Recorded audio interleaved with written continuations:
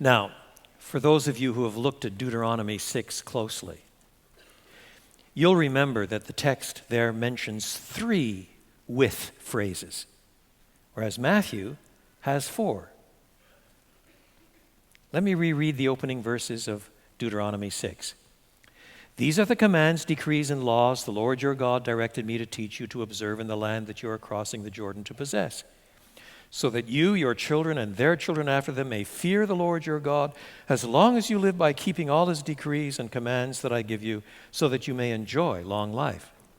Hear, Israel, and be careful to obey, so that it may go well with you, and that you may increase greatly in a land flowing with milk and honey, just as the Lord, the God of your ancestors, promised you. Hear, O Israel, the Lord our God, the Lord is one.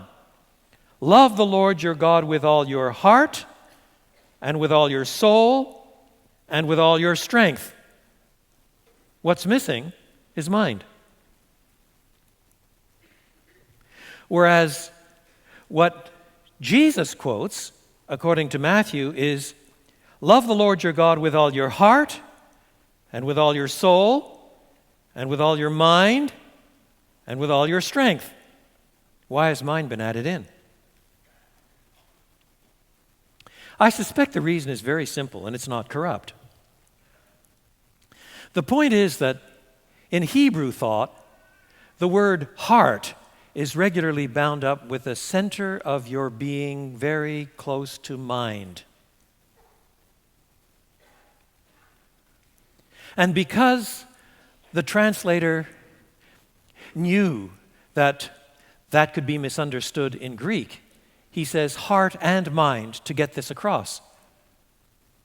You see, most cultures have symbol-laden associations of various body parts with the emotions. Today, a couple might say, each to the other, I love you with all my heart. Well, at the organic level, it doesn't work like that. But a person who's saying that sort of thing is not thinking at the biological level, believe it or not. In fact, in the Hebrew Bible, very often love is associated with the kidneys. In Old English translation, reins, R-E-I-N-S. I was brought up in French. Les reins. I love you with all my kidneys. It doesn't fly well in English, but it flies very well in Hebrew. Do you see? So to avoid any misunderstanding, then you must see that heart and mind is a better rendering, a faithful rendering of the Hebrew than just heart by itself. So that means when you look at the 4 with phrases in Matthew's gospel, you've got 2 that emphasize wholeness, with all your soul, with all your strength. Love God with all your soul, with all your strength. And 2 that emphasize your whole being, your whole mind, what you think, who you really are. And that's drawn from Deuteronomy 6. Such that if you want to know what that looks like, read the rest of Deuteronomy 6.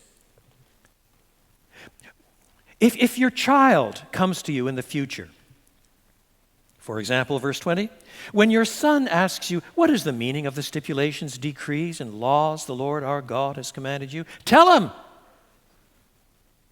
And Moses gives the instruction. You tell the whole story. You tell the Bible story. You give the salvation history. You explain what the law says, why it's there, how it came to be. You show what God has done.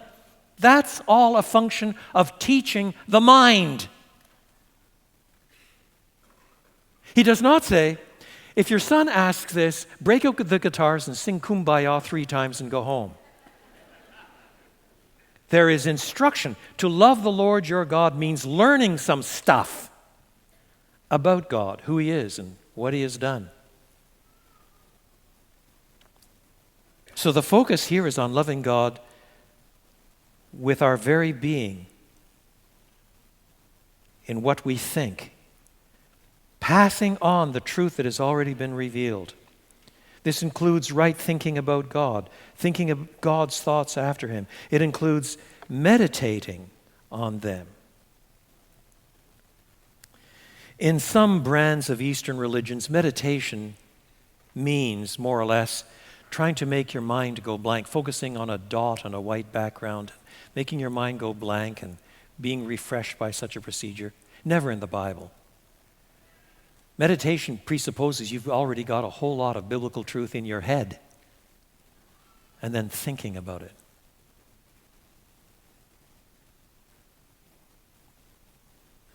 Think of a well-known passage like John 1:14. The Word became flesh and tabernacled amongst us, and we have seen his glory.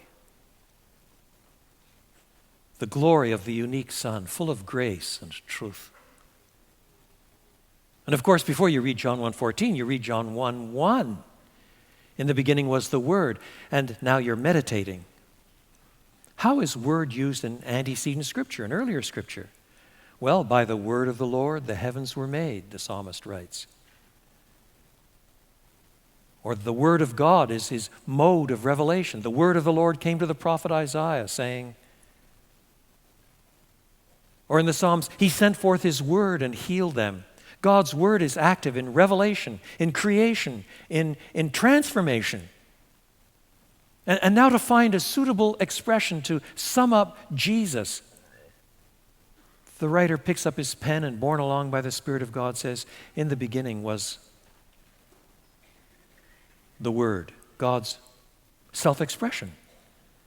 His self-expression in creation, in revelation, in powerful transformation. And this Word was with God, God's own fellow. And this Word was God, God's own self. And now we're told, verse 14, this Word became flesh. How can that be? And you begin to think of all of the discussions that Christians across the centuries have had to put this together in a way that is true to Scripture and believable, non-contradictory, even if it leaves some mystery hanging over the edge. And our best old Christmas carols understood that. Veiled in flesh, the Godhead see. Hail the incarnate, the enfleshed deity. Pleased as man with men to dwell. Jesus, our Emmanuel, God with us. And as you meditate on these things, the first response should not be, so how will this make me have a happier marriage? The first response should not be, how can I be a better parent? Oh, there are entailments for all of these kinds of things. Don't misunderstand me. But the first response is to worship. To meditate on the Word of God. To acknowledge who He is. To revere Him. And to offer ourselves in service because of Him.